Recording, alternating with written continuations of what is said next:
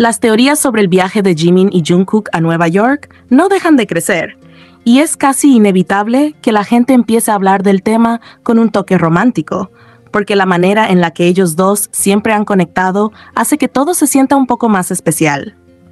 Aunque algunos insistan en que supuestamente ni siquiera viajaron, la mayoría sentimos que sí estuvieron allí, que esos 4 días existieron, que fueron reales y que probablemente tuvieron un significado importante para ellos dos, aunque no sepamos cuál. Y ahí es donde empieza todo el misterio, porque cuando se trata del Jikook, cada silencio, cada ausencia y cada detalle sin explicación parece tener un peso distinto. Entre todas las teorías, hay una que suena más lógica y que además juega con esa vibra romántica que muchos perciben entre ellos. La posibilidad de que hayan ido a grabar su canción para el programa de viajes que tenían planeado. Algo íntimo, algo que solo ellos dos podían crear juntos. Si recordamos aquel live que hicieron antes de que explotaran todas las polémicas, es imposible ignorar la energía que había entre ellos. Se miraban con una confianza tan natural, se hablaban con esa mezcla rara entre cariño y broma, y estaban tan cómodos que el ambiente se volvía suave, casi dulce. Fue en esa transmisión donde Jungkook, sin pensarlo mucho, comentó que ya tenían elegida su canción. Y ahí, con esa sonrisa que siempre le sale cuando está con Jimin, insinuó que tal vez podrían darle permiso de hacer un pequeño spoiler. Ese detalle, dicho así de casual, dejó a muchos con la sensación de que estaban compartiendo algo que los emocionaba a los dos. Y aunque no dijeron nada más, se notaba ese brillo de complicidad que siempre aparece cuando están juntos. Es esa vibra la que hace que muchas personas interpreten cosas, no porque quieran exagerar, sino porque la dinámica que tienen ellos dos es distinta, más suave, más cercana, más cargada de gestos que parecen pequeños, pero que dicen mucho. Después de ese live, todo se complicó. Llegaron las polémicas, los rumores, los malentendidos, y de repente la comunicación entre ellos se volvió más silenciosa, al menos de forma pública. Prometieron hacer otro live juntos, pero nunca ocurrió. Y esa ausencia dejó una especie de vacío que alimentó aún más la curiosidad del fandom. Si antes ya se hablaba del Jikook, después de eso las dudas se multiplicaron. La pregunta no era solo si viajaron o no, sino por qué estaban tan callados, por qué no retomaron ese momento tan natural que mostraron en esa transmisión. Y es que la gente no imagina historias imposibles, simplemente observa lo que siempre ha mostrado.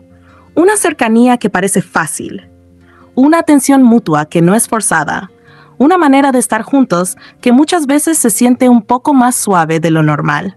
No hace falta exagerar nada para notar que entre ellos existe una conexión particular, algo que el fandom describe de forma romántica, porque se siente así, porque fluye, porque cuando están juntos pareciera que el mundo se les simplifica. Por eso, cuando se habla del viaje a Nueva York, la versión más romántica, aunque siga siendo solo especulación, dice que esos 4 días pudieron haber sido especiales para los dos, no necesariamente por algo dramático, sino por la simple idea de compartir tiempo, de trabajar juntos, de crear una canción que representara esa etapa en la que estaban tan en sintonía. No tiene que ser algo extraordinario. A veces la parte más romántica está en lo cotidiano, en estar juntos sin necesidad de mostrarlo, en guardarse algo para ellos.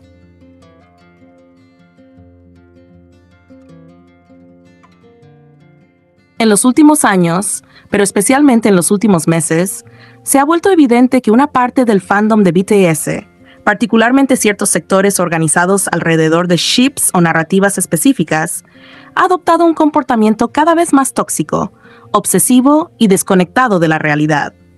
Entre estos grupos, algunos asociados a las llamadas Taecooker, han generado una atmósfera cargada de conflicto, alimentada no solo por discusiones públicas, sino también por la creación de espacios privados donde se comparte desinformación de manera sistemática. Lo más preocupante no es únicamente el contenido que difunden, sino la forma metódica en la que lo hacen, construyendo entornos donde las teorías infundadas circulan como si fueran hechos confirmados y donde la presión grupal refuerza la creencia en narrativas sin sustento. Muchos de estos grupos se presentan abiertamente como ARMY, pero su comportamiento contradice por completo el concepto genuino de apoyar a los 7 integrantes por igual. Se esconden detrás de la etiqueta OT7 cuando les conviene, especialmente al momento de atraer audiencia a lives, a cuentas donde monetizan o ganar visibilidad en redes. Sin embargo, en espacios cerrados adoptan una postura completamente distinta, centrada en desprestigiar, dividir y construir antagonismos entre los miembros del grupo. Esa dualidad, la fachada pública y el comportamiento privado, es lo que ha generado tanto descontento entre fans que sí buscan un ambiente sano. La dinámica dentro de estos chats privados suele ser repetitiva y predecible. Se inicia con rumores pequeños, generalmente basados en interpretaciones exageradas de fotos o videos, comentarios sacados de contexto o suposiciones personales. Luego, entre todos, comienzan a reforzar esas narrativas a través de pruebas, que no son más que especulaciones adornadas. Cuanto más se repiten estas ideas en un espacio cerrado, más sólidas parecen para quienes participan en ellas. Es un ciclo de retroalimentación que va deformando la percepción colectiva hasta que lo inventado se siente como una verdad indiscutible. Uno de los patrones más visibles es la manera en que estas personas responden, o mejor dicho, no responden, cuando se trata de ataques hacia Jimin. A lo largo del tiempo se ha visto repetidamente como cuentas que difunden contenidos ofensivos o malintencionados hacia él permanecen sin ser cuestionadas por estos mismos grupos. No las denuncian, no las confrontan, no piden que se detengan, y en muchos casos hasta las toleran, porque encajan con la narrativa que desean promover. Reducir, minimizar o distorsionar cualquier vínculo o cercanía entre Jimin y Jungkook. Ese silencio selectivo evidencia claramente que no actúan por amor a BTS ni por un deseo real de proteger a los integrantes, sino por el interés de defender teorías preconcebidas sin importar el daño que causen. Otro elemento preocupante es cómo manipulan la información relacionada con la vida personal de los miembros. Tomar imágenes fuera de contexto, crear historias ficticias sobre relaciones, exagerar encuentros casuales o interpretar gestos cotidianos como señales confirmatorias, se ha vuelto una práctica habitual entre ellos. Cada vez que surge una foto antigua, una interacción breve o un rumor sin base, estos grupos se movilizan rápidamente para ajustarlo a la narrativa que quieren sostener. Poco importa la veracidad. Lo que importa es que sirva para reforzar sus ideas, especialmente las que giran en torno a separar a ciertos miembros del grupo o presentar tensiones inexistentes. Además, estos grupos suelen repetir una serie de afirmaciones que se contradicen con los hechos visibles y comprobables. Por ejemplo, la idea de que algún miembro recibe favoritismos extraordinarios o tratos especiales por parte de la empresa, cuando la realidad demuestra que cada integrante ha enfrentado sus propias dificultades, presiones y momentos de estrés. Estas teorías de favoritismo son recicladas constantemente porque resultan útiles para justificar celos, rivalidades imaginarias o resentimientos fabricados. Lo que no logran entender es que BTS ha trabajado como un equipo durante años, superando desafíos y construyendo su éxito a través del esfuerzo colectivo, no mediante favoritismos empresariales. Lo más delicado de todo este fenómeno es que en ocasiones, estas personas cruzan una línea gravísima, utilizan temas sensibles, extremadamente serios, para sostener sus narrativas. Y lo hacen sin medir las consecuencias emocionales o éticas de manipular asuntos que nunca deberían usarse como armas en discusiones de fandom. Es alarmante cómo pueden hablar de cuestiones delicadas como si fueran parte de un guión de fanfic, sin comprender el daño real que provocan tanto a los artistas como a los fans que leen esas cosas y pueden sentirse angustiados, confundidos o heridos.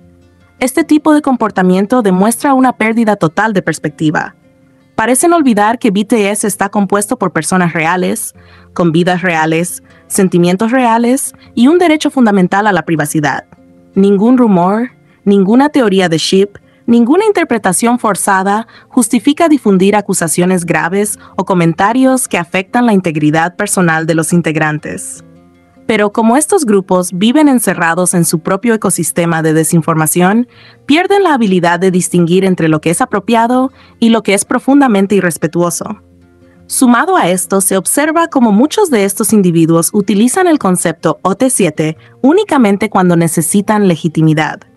Lo mencionan para evitar críticas o para aparentar neutralidad, pero en la práctica actúan de manera selectiva, excluyendo, atacando o manipulando información sobre ciertos miembros para proteger sus ideas preconcebidas.